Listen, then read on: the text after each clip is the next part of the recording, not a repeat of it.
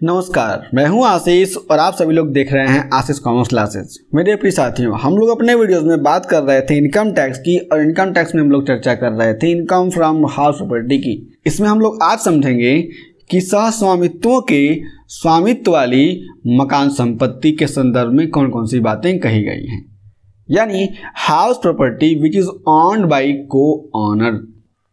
यानी कोई भी एक हाउस प्रॉपर्टी है, उसके दो मालिक हैं, तो उसके संबंध में इनकम टैक्स एक्ट क्या कहता है, उसी बात को हम लोग समझेंगे इस वीडियो में और जानेंगे। एग्जाम के पॉइंट ऑफ व्यू से न्यूमेरिकल के क्वेश्चंस में ये बातें हमेशा आती हैं। थ्योरी में भी छोटे मार्क्स में यह पूछा जाता है।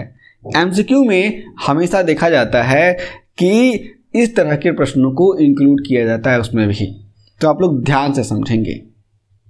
कभी कभी ऐसा देखा जाता है कि किसी मकान संपत्ति के स्वामी अलग अलग होते हैं, अर्थात एक ही मकान के कई मालिक होते हैं। इन्हें सहस्वामी कहा जाता है। यहाँ तक क्लियर हो गया होगा। यदि प्रत्येक सहस्वामी का आय में हिस्सा पूर्व निर्धारित है तो उनकी आय का भाग ज्ञात करके उसे कुल आय में शामिल किया जाता है।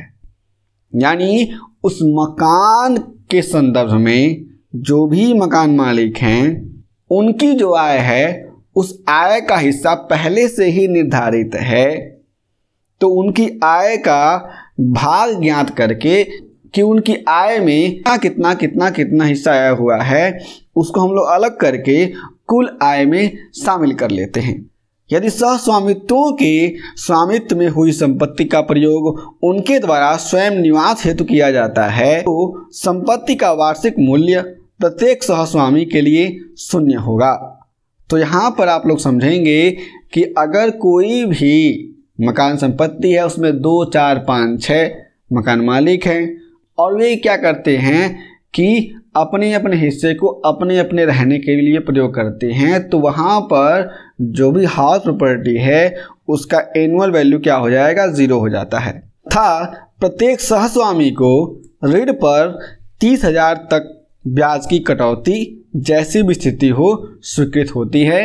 यानी 30,000 तक जो भी ब्याज होता है वहाँ तक उसको छूट मिलता है। इस बात को समझेंगे आप लोग।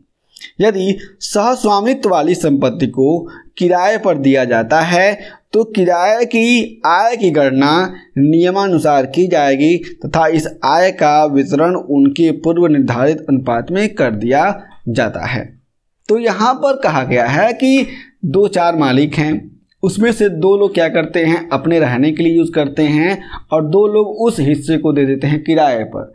तो इस स्थिति में जिस तरीके से अन्य मकानों को ट्रीट किया जाता है, का एनुअल वैल्यू निकाला जाता है, ठीक उसी तरीके से इनका भी एनुअल वैल्यू निकाला जाएगा। प्रिय साथियों, इस वीडियो में हम लोगों ने समझा कि सहस्वामित्वों के स्वामित्व वाली मकान संपत्ति क्या है और इसमें किस तरीके से कैलकुलेशन होता है नेट एनुअल वैल्यू का। यदि आपके पास और कोई भी प्रश्न है इनकम टैक्स जुड़े हुए, तो उन सारे के सारे प्रश्नों को हमें जरूर बताएं। आपके सभी प्रश्नों का उत्तर हम लोग जरूर देंगे। हम फिर से मिलेंगे एक नए वीडियो के साथ। तब तक के लिए जय हिंद।